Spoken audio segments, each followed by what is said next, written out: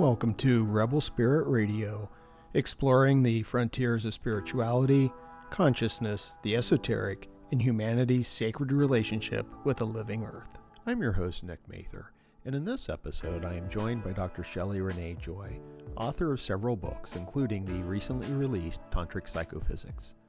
Shelli shares her personal spiritual journey and coming out as a trans woman.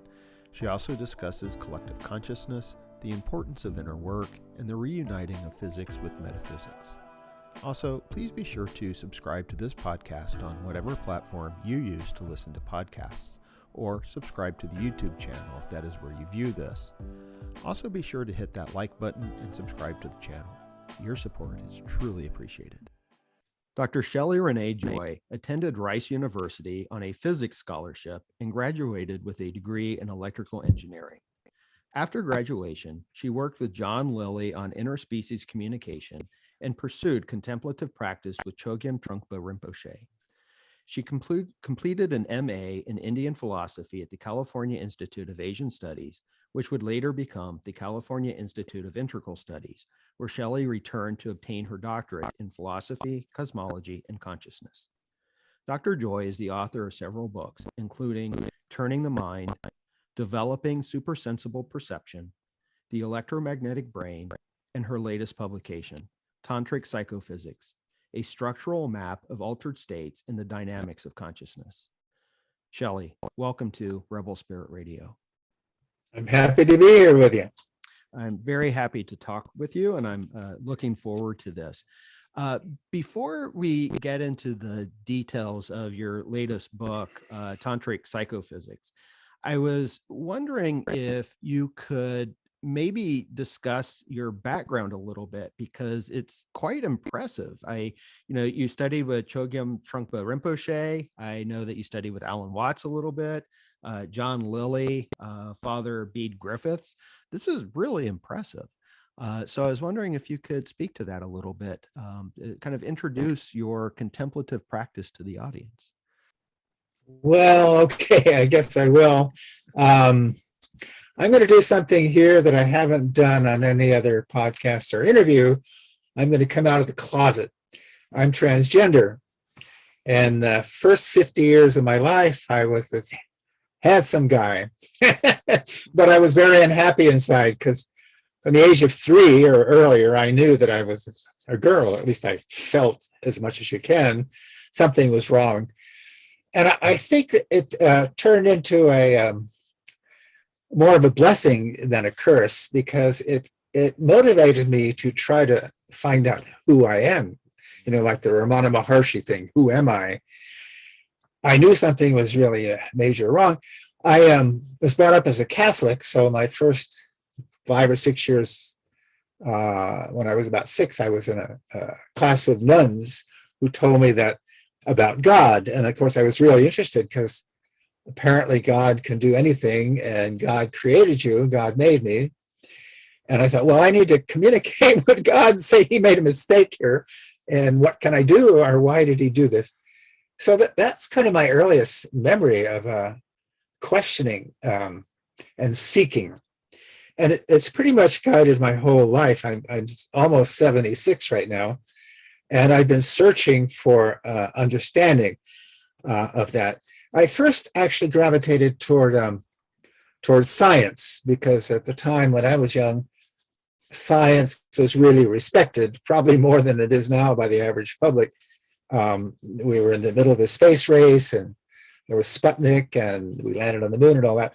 So I felt that science would probably help me understand myself and my situation. Also, a lot of transgender people throw themselves into their studies or their sports practice, whatever, in order to try to forget about the problem, the conundrum that really weighs heavily on a person who feels like they're very screwed up. So they better work hard and ignore that part of their life. So I pretty much was successful in studying. I first started out studying physics, and I switched from physics to pure mathematics for a year. And then I got really interested in communication theory. And I went into communications, which was, how radio waves, how you can modulate them and encode information on them. And I just got really fascinated with all things having to do with communications and quantum physics too. Well, when I was 21, I went to California to do computer programming for a missile range as a student program they had. And it was 1967, the summer of love. And I had married to try to solve my conundrum. And my wife knew that there wasn't a word for transgender back then, but I told her I felt like a woman inside, and this is really strange. And, we shared everything like young lovers would do, I suppose. And she said, well, we probably should get married and maybe that would solve your problem. And a lot of transgender people try that, but it doesn't really change who you are and doesn't solve the problem. But she was an artist, which was quite interesting, a painter. And that got me really interested in art, but also we hung out with a lot of hippies who took drugs. And so I was introduced to LSD, very strong LSD, Owsley acid, they call it, on the beach near Big Sur at night. And that night pretty much changed the direction of my life, because I realized that there's this vast thing called consciousness. I had never considered it before, consciousness, it can be changed, and you can explore different dimensions. So many things are in the universe going on that science hasn't even begun to look at.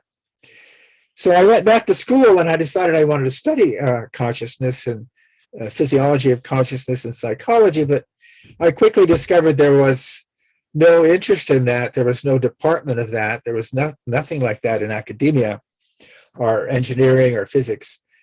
So I graduated and went to New York and started trying to find out more about it. I discovered at a library an open book that had a book that was very interesting, was just lying there open. It's called In Search of the Miraculous by a mathematician, a Russian named P. Uspensky.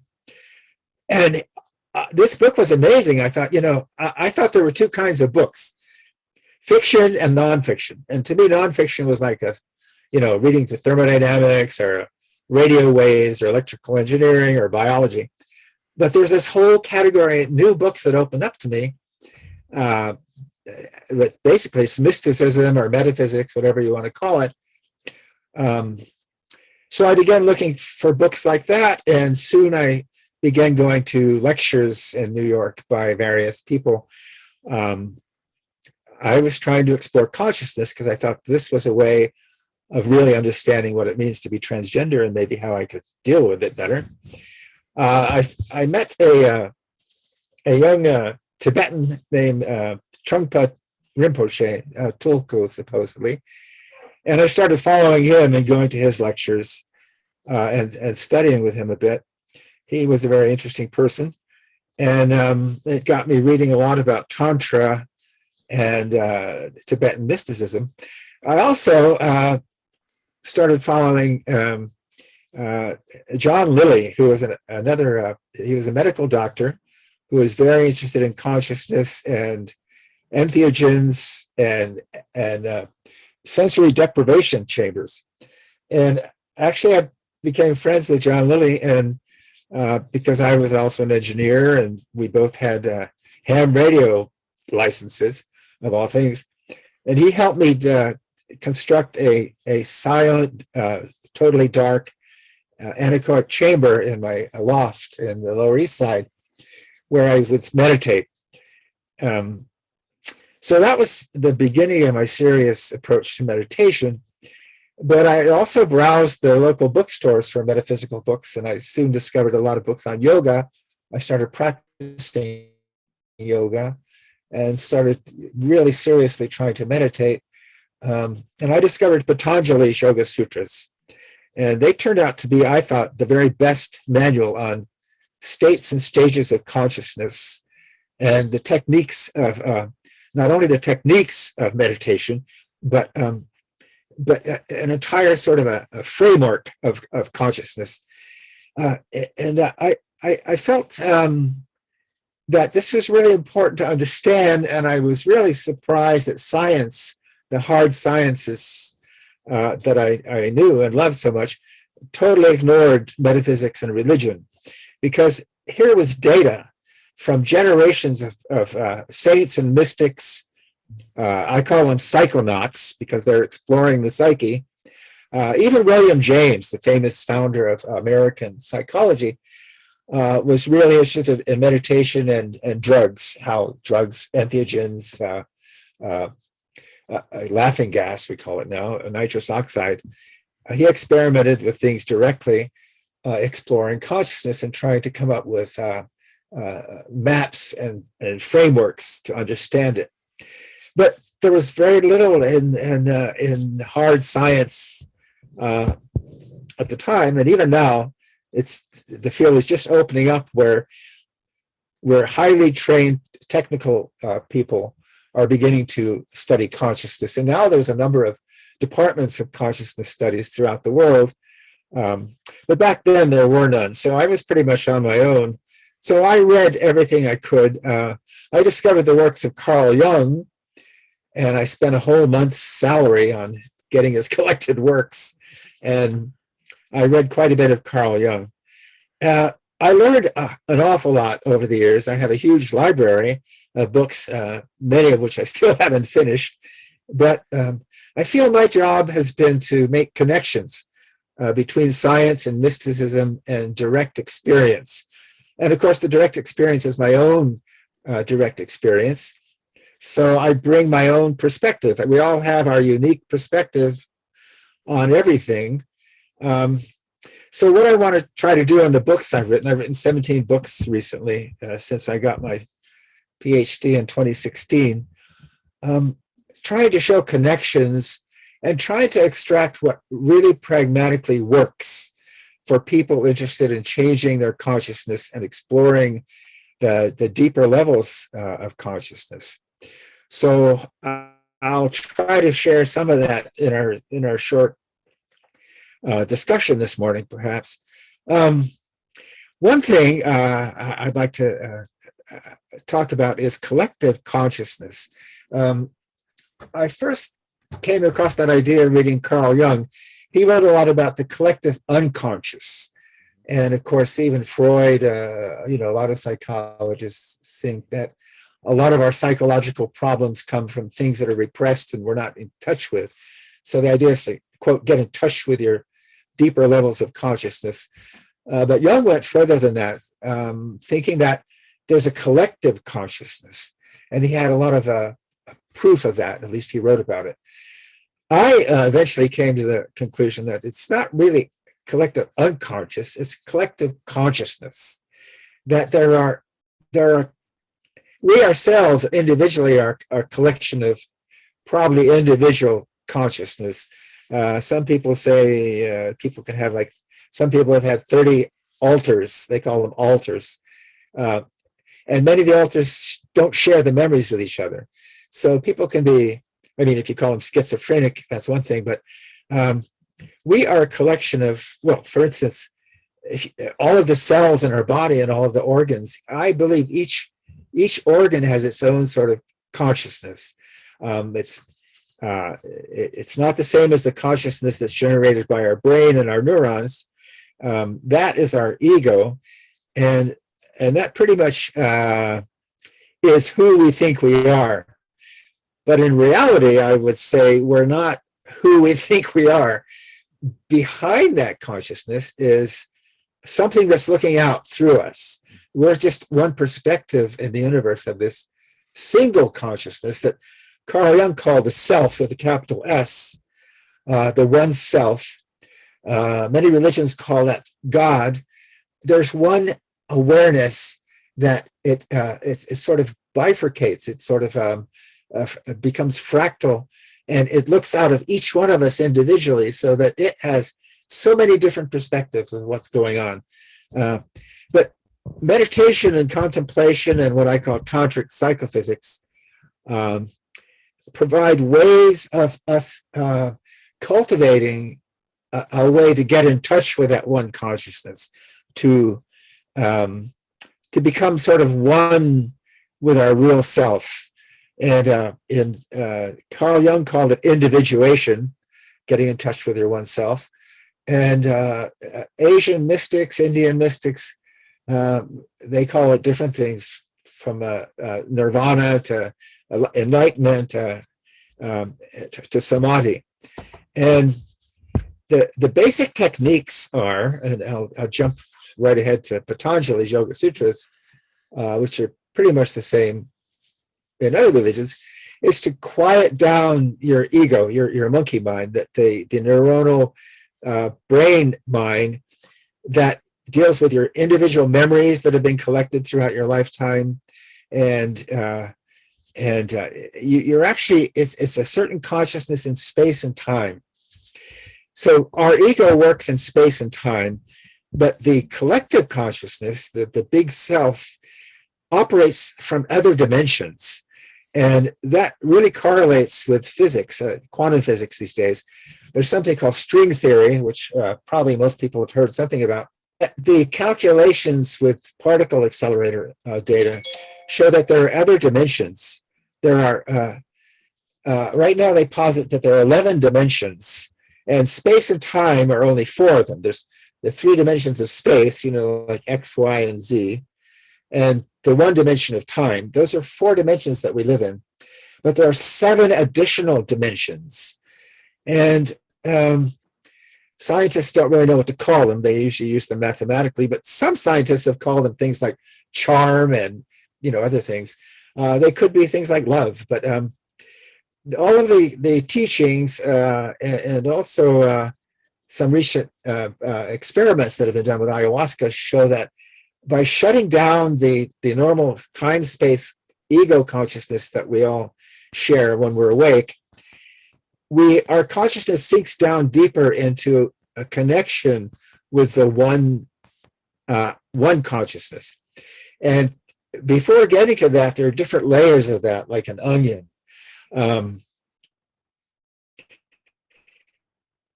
These about him in my new book. Teilhard de Chardin was really a scientist he happened to be a priest also. So sadly, his writings were censored while he was alive. But he developed a science called hyperphysics. And he wrote extensively about the evolution of consciousness and hyperphysics. And he talked about the noosphere. The noosphere is kind of a collective consciousness of the planet Earth. There's a certain frequency or dimension that humans can link into in the collective consciousness. And other people in the last 10 years or so have been reporting the same thing. I have a friend, a professor his name is Richard Bach, who has written a book on LSD. He was a professor of religion for 30 years, but in his spare time, he would take massive doses of LSD by himself in the dark at night and record it. And he came into contact, he believes, with many different levels of collective consciousness. And there's, according to like Teilhard de Chardin, there's one for the planet Earth. There's the geosphere, the biosphere, and the noosphere. And the noosphere is the thinking envelope of the planet Earth.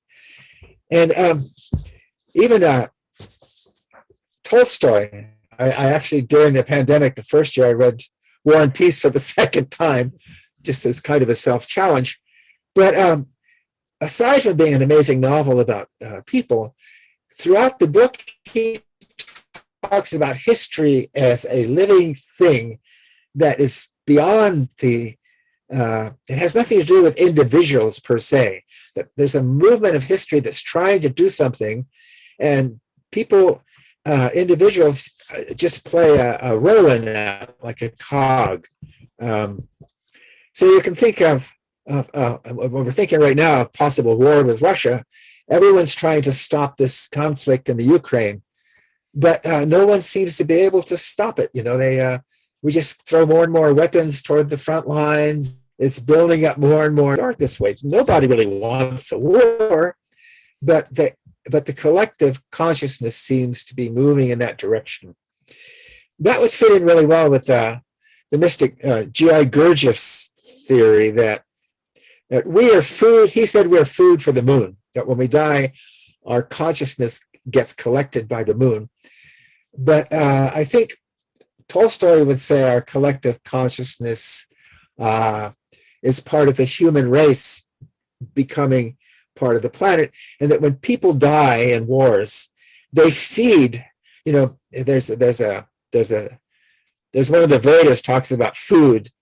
I am food, you are food. We're all food for something, and the human soul is feeding something larger collectively, so that when we die, we become food for the collective consciousness of the planet. You know, another example is global warming. It seems like for the last 30 or 40 years, people have been aware of global warming and climate change. Everyone wants to stop it.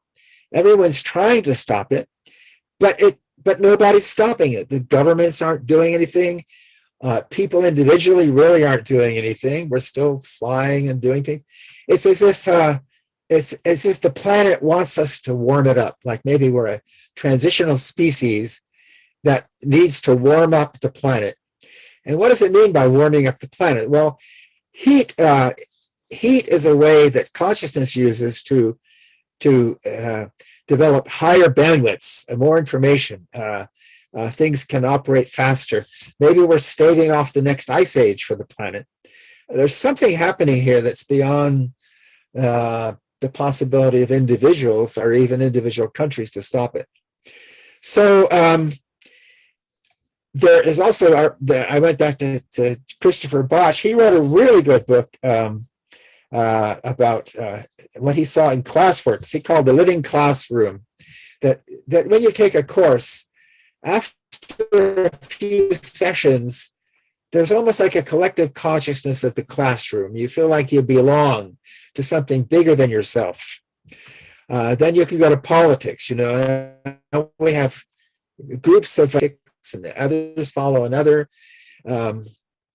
Football games, we all follow a certain football team. You know, we like to belong to a sort of a group consciousness. So that seems like a reality to me. And what I've studied through reading a lot about meditation is that there are ways that we can individually develop our internal systems to tune into those consciousness, to tune into a collective consciousness and to talks about.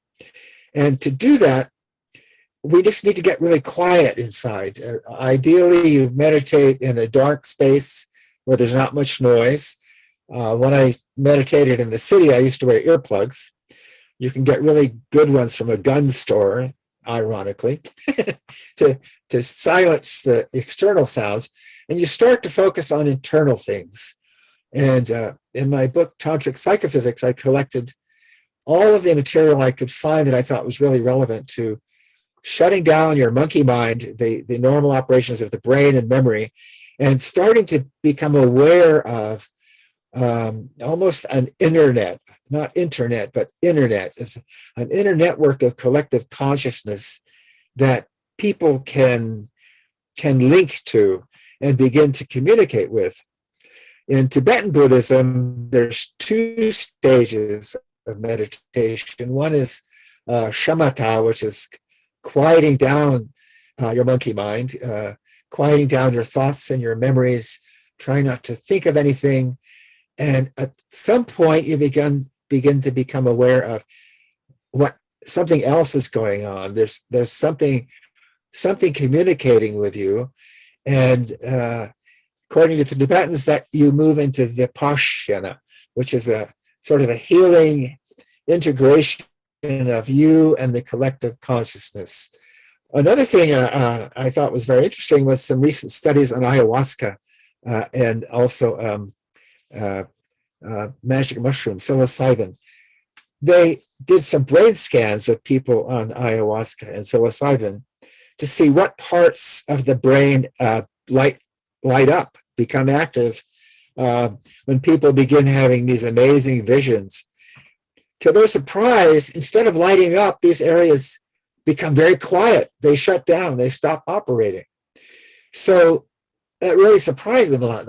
How can you become more aware and all these active visuals and everything happen when your brain is shutting down? So I think I've told you everything I know.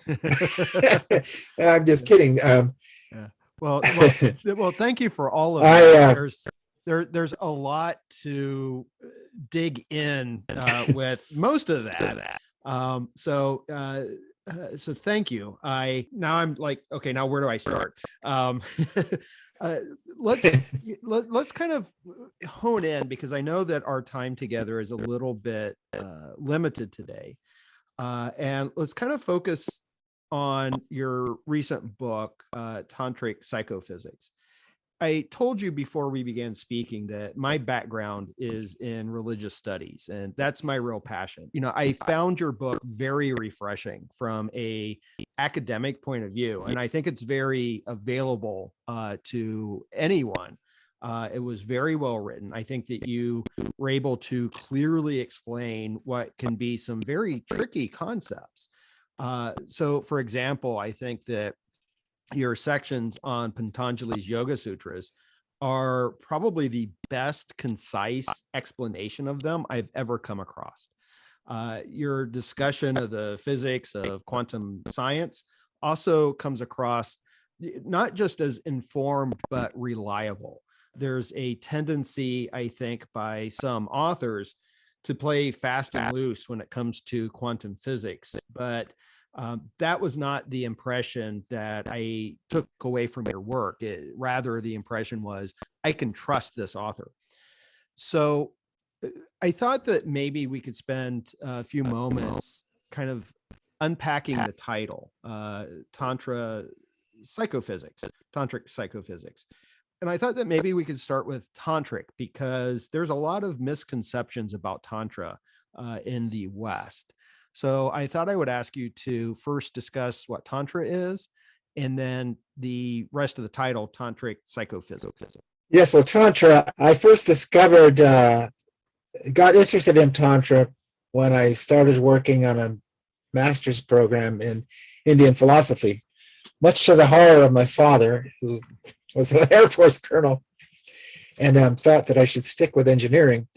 But it seemed the most important thing for me in the world to find out who I was, who we are, why we're here, where we're going. And so I discovered from books I'd been reading in New York that Indian philosophy seems to have the widest range of theories and discussions of what is God and why we're here, and how we can train our psyches to begin to understand and pick up more information than we get from the external world. And the other thing was I discovered that Tantra is very, on one level, it's interested in the integration of male and female. Of course, being transgender, I thought that's exactly what I'm looking for. In fact, when I first went to India, I got off the airplane, and at the end of the just as you start to go into the terminal, there's a big statue of, it shows one half of the statue is male with a half of a beard. The other half of the statue is a female. I thought, oh my God, this is good. But what I discovered was that we are all both male and female. And I think it has to do with the left brain and the right brain, that the left and right hemisphere have a slightly different function. Yin and yang, the Chinese would say, male and female, we might say. But I discovered that there's a third element. There's, the Trinity is a big thing in most religions and many metaphysics. There's a third thing looking out, not beyond the male and female. That third thing is the self, young self, or the Brahman, or our God, you can call it. It's me, it's I, it's the one. The universe, one story is me. And we're all just like little, we think we're separate, we think we're individual, but we're just different perspectives. And I think that God is able to channel surf to each one of us to get all kinds of stories going on. I think entertainment is something that has been omitted in lots of serious religious and, I think entertainment, I think God likes to be entertained. Why? I think God enjoys his creation, her creation, this creation, and this variety of this 10,000 things is that all stewed together makes it very interesting, and it's never the same and it's non-repeating. Tantra, though, I learned when I was studying for my master's degree, is a very serious subject in India. In America, even at the time when I began studying, it was totally misconstrued. They always thought it was the yoga of sex. Mm-hmm. And even now they have Tantra workshops given by young blonde American ladies who call themselves, Swami so-and-so. And they come to my Tantric workshop and your sex will be better than ever. And so it's almost kind of embarrassing for me to write a book and use the word Tantra on the cover. But I thought I have to try to educate people. Tantra actually is a word in Sanskrit that comes from, the root is a weaving, like a weaving on a loom. And the idea is that Tantra uses whatever works. It weaves together for each individual whatever works to get you beyond your little limited ego and to connect with the collective, the interior Brahman, or the higher levels of consciousness. When you take entheogens, that's a shortcut to it, but you sort of lose control. Your ego is totally shut down, and you jump into what the tantrics are able to enter in a more controlled way. So Tantra it's not really a religion. It was actually the early proponents of Tantra in India were not Brahmins. They were all kinds of people, including women. It was looked down upon by the traditional Brahmanic and Vedic serious religious people. Of course, it was looked down upon by the British, who were Puritans at the time, still are in some extent. But Tantra, basically the movement is trying to find out what works, whether it's drugs or exercises or doing mantras. There's all kinds of practices in Tantra that people can use. And I really believe that each individual person has to find out what works for them. And it doesn't mean you throw away what you learned from your childhood religion. It means you expand on that. I was raised as a Roman Catholic. I still, at the beginning of meditation, I say a couple of prayers, Hail Marys and Our Fathers. It's a way of connecting you to your ancestors. And the feelings that you generated as a child when you prayed can still be activated and help. And that's the whole thrust of Tantra, is to use whatever helps you to transcend your limited, narrow, limited awareness of reality. And so both India and Tibet have actually also followed tantric practices. So you have a vein of tantra in Tibet, which is somewhat different than the one in India. And in China, it's called Taoism. I would say Taoism is very tantric. It uses empirically what works. So what I've tried to do in my work is not just say, oh, I'm a Buddhist and I'm going to write about Buddhist meditation, or I'm a yogi and I write about yogi, or Christian. I actually have a long chapter. Like one similarity is most of the early Christian saints were called the Desert Fathers. They went off into caves in the silence of the desert, and they would go in a very quiet, dark cave and pray and meditate. I think Muhammad came up with the Quran he would go and meditate in a cave near Mecca, and he learned how to meditate. You learn by doing. You don't really learn a lot by reading about it, but the reading can help you develop the motivation to try something. And the more you try, the more you learn. It's like anything. You can't ride a bicycle by reading about it. You have to actually get on the bicycle and try to balance and not fall too many times and get over your fear. The other thing is people have to overcome fear, because when you let go of your ego, especially if you take entheogens, which I recommend to young people maybe to experiment with entheogens to some extent, so they can see firsthand what's there in those inner dimensions. Right now, psilocybin seems to be a very useful entheogen. LSD is a little bit maybe too strong for most people, but I would almost hope that as a rite of passage for high school students, they would have a short course on other forms of consciousness, and just let the children experience, the young adults experience, maybe in a controlled environment with sitters, what you can do with your consciousness. Because like me, when I was 21 and I took LSD on the beach, I realized this is something I need to explore the rest of my life. But as far as I knew, science hadn't been exploring it. And it was like a new world that has been undiscovered. So taking LSD was like sailing off in the ocean toward the horizon, and you hope that you wouldn't fall off the end of the world or get devoured by monsters. There is that fear, I suppose. But I've never heard of anyone who really died on LSD or psilocybin. And most people that have taken it have developed a religious practice, or a yoga practice, or some kind of contemplative practice. And I think that's the kind of thing that's needed in our materialist society, where everything seems, people they aren't taught why we're here, or even, that we've separated religion and philosophy from most of our high school and even college studies. And we're training people to get a job, a corporate job. Meanwhile, we're not connecting with the collective unconsciousness. Some people are. There's 7 billion people on the planet now, and even if 1% are religious and become interested in psychonautics,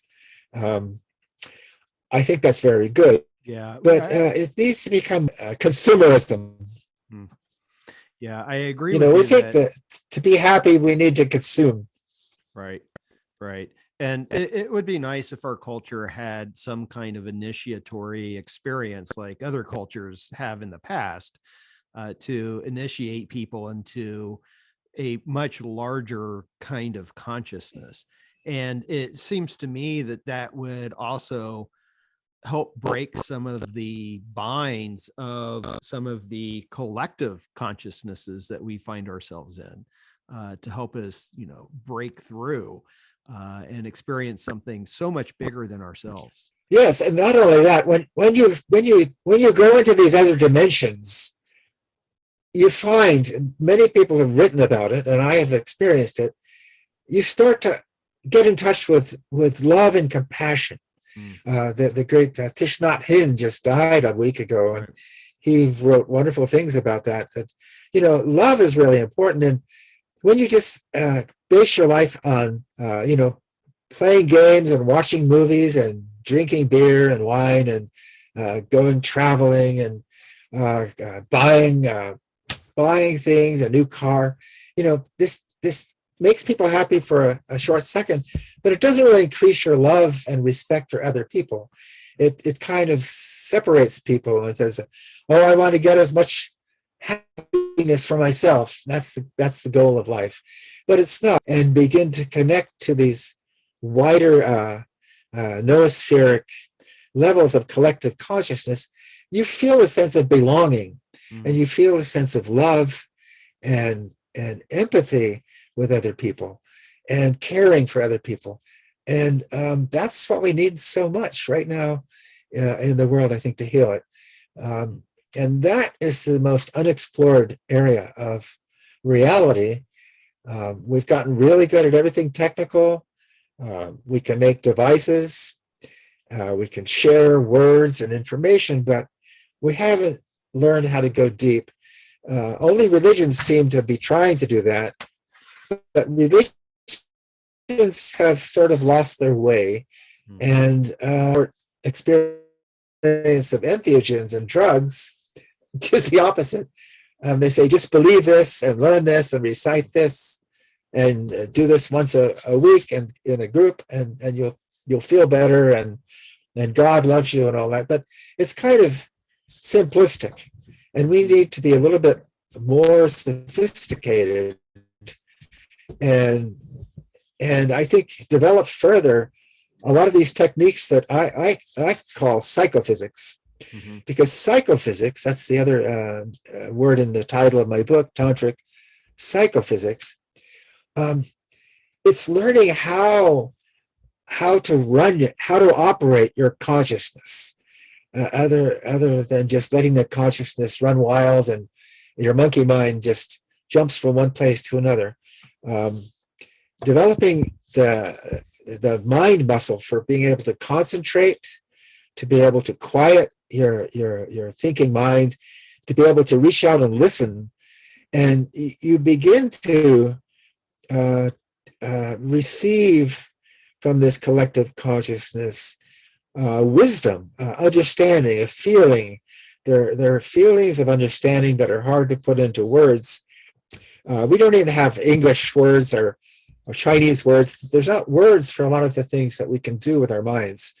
So we're just at the beginning, I believe, of studying consciousness as a subject, and training people to develop their minds and their consciousness so that they can do things with them.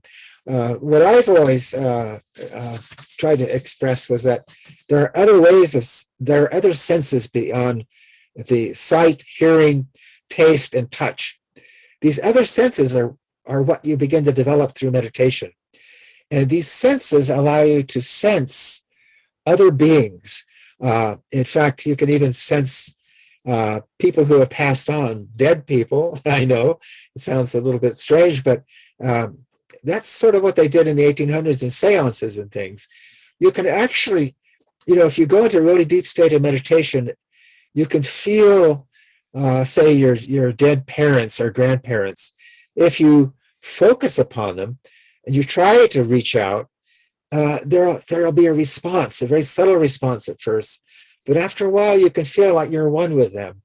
The idea is that energy in physics, energy is never created or destroyed. Same thing as information, is stored within these other dimensions. I've described it in my book, and other people have. They call it the Akashic Records in India. The Akasha is these other 7 dimensions are where everything that we experience, or think, or feel, or remember, is stored. And we can contact those dimensions, and we can actually feel the reality of people who have lived before us. Even people you've never met. Like I've been reading a lot about Teilhard de Chardin, reading his words, following his thought patterns. And when I meditate sometimes, I focus upon Teilhard, and I actually feel that he's there with me in my deeper levels of my awareness. There are amazing things that happen if you just open up and give these things a chance, and are able to stop all of the external things, eating, on playing a video game, on going to a movie, on watching Netflix. I spend 30 minutes a day. It's not a terribly amount of time, but when you meditate, you can actually go into these timeless dimensions, so that even though it seems like you've only meditated for 2 or 3 minutes really deeply, if you've left the time dimension, you've entered this timeless dimension for an infinite amount of time almost. You've actually come back healed. Something in you gets stronger and more healthy. They say, for instance, that ayahuasca is a medicine. And in South America, they have more than ayahuasca, but primarily ayahuasca is used. They call it plant medicine. And I always wondered what plant medicine meant, because I thought, well, I don't need to take ayahuasca for something. I'm not sick. But, when I started taking ayahuasca, and this was just a few years ago, I had a few experiences with it. It felt like it tuned up my whole a week or two after taking it. But while I was experiencing it, I was a little bit scared because it felt like I was almost like I was getting raped. It was like the ayahuasca. I was connected with this collective consciousness of the organic life of the planet, almost like vines. You could almost feel vines and snakes and things, but you realize you're part of that, and that started looking through me and at me, and explored every nook and cranny in my psyche and my physical body. It was kind of scary, but then you get past the fear, and suddenly you feel like it's healing you, like it's tuning you up. You're getting tuned up and improved. And that's the experience of many, many people who've written about ayahuasca, for example.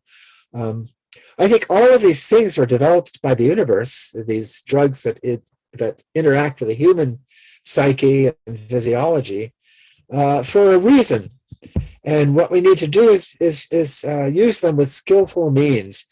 I never liked to take LSD and go to a party, a disco party or something, although I had a lot of friends who did when I was in my 20s.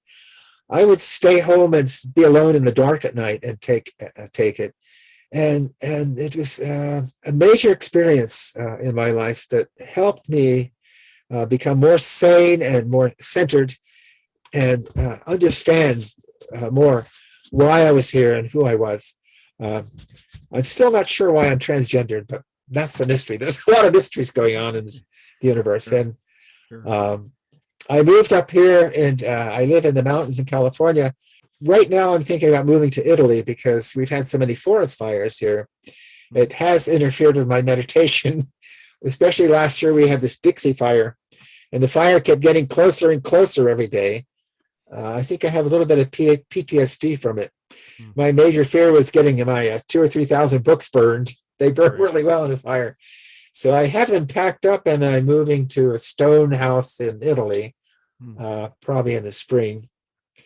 And I think it's important to live close to nature too.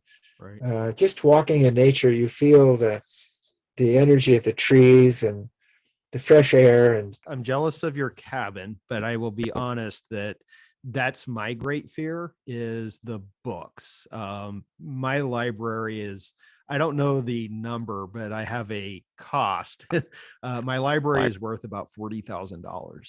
And I would love to be in a cabin in the mountains, but the fires frighten me. And I also have a soft place in my heart for Italy. I rode my bicycle through Italy.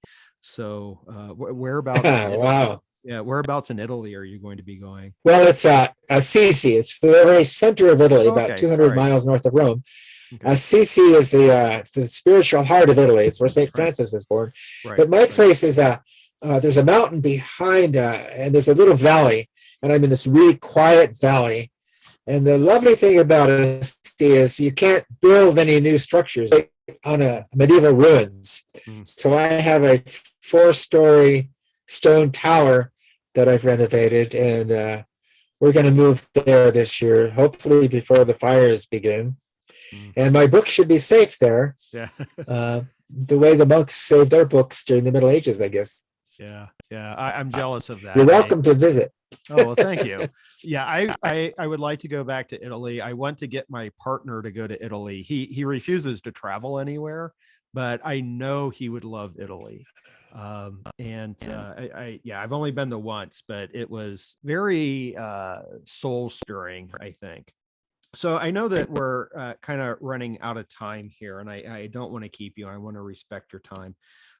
But I wanted to just kind of ask that I think that what you're doing in your work, I think it's important. And I agree with so much that you've said, especially in the terms of how we think about religion. And I teach religious studies, and I'm constantly trying to impress that upon my students, that religion is not just about belief, that there's an experiential aspect to it. And I do bring in meditation to my courses, and start each class with a very brief sort of meditation. And what I find so interesting, I think, with what you're doing is that this question of consciousness seems to be really one of the more interesting questions that Western philosophers are just now starting to examine. But yet, when you go and look at the Indian traditions and some of the other world traditions and the contemplative traditions, they've been examining this for a very, very long time. And so I see that you're trying to combine that.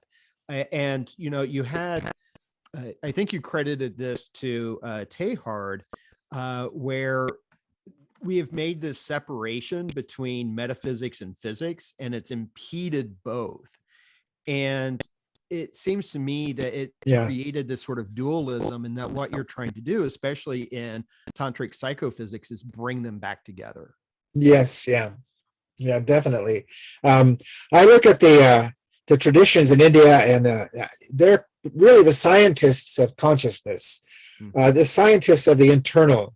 They looked inside. You know, they had wonderful environment for growing mangoes and food. You know, they didn't have a problem with the environment. The Europeans in the far north did have a problem with the environment. Their external environment was the focus because of the cold, the short growing seasons, the difficulties of the environment. So they really dealt with the external world. And that's how our Western science has grown, looking externally at the external world of time and space. Whereas the science of India, and to a lesser extent, Tibet and China, they dealt with the science of the inner world, going within to find laws and information. The brightest people. Unfortunately, there's been a split, and Western science, kind of along with Western culture, has somewhat looked down upon the brown-skinned people of India and Tibet and China. You know, the British Empire was a little bit snotty with them, and so Western science has still not really looked carefully at all the science that's come from a couple thousand years of recorded history of exploring consciousness. And so, you know, I've tried to make it my life work to unite the two. You know, you can't just study science in one aspect and ignore the other aspect. You know, you need to bring things together in sort of one science. And I think Teilhard had a good word for it. He called it hyperphysics, beyond the material physics, to include the physics of consciousness. Well, I know that we are at the end of our time. So let me ask you two final questions. One, other than moving to Italy, what do you have coming next? What are you working on next? I really want to finish a book I've been working on for many years, which is explaining Patanjali's sutras, a commentary on Patanjali's sutras. There's a lot of commentaries on Patanjali's sutras, but they're all, some of them are way off. None of them really, one's called The Science of Yoga by I.K. Taimni. I.K. Taimni was a chemistry professor who became a theosophist, and he's written a really good book. It was written about 60 years ago, but it's a really good book on interpreting it. But I think now that we know quantum physics, which he knew nothing about quantum physics, and electrical engineering, I bring that into trying to explain more clearly Patanjali's sutras, which is a very comprehensive study of meditation, states and stages of meditation, techniques, superpowers, so-called, that you can develop through cutting-edge meditation, and the general framework of consciousness in the universe, the one self, the one self that we call God, that he would call Brahman, and how we can communicate with God, how we can link, how we can tune in, you know, establish a connection like with a Wi-Fi link between our consciousness and the collective consciousness, not only with a great Brahman, but with the planet Earth itself, our own planet, which we are part of, and we're doing the work of our planet, but I think without knowing exactly what it wants, I think we're making a lot of mistakes along the way. So I'm excited about writing that book. Probably it'll take another couple of years to write it, but I'm also writing a biography, my very strange biography of, you know, may you live in interesting times, I've had an interesting life.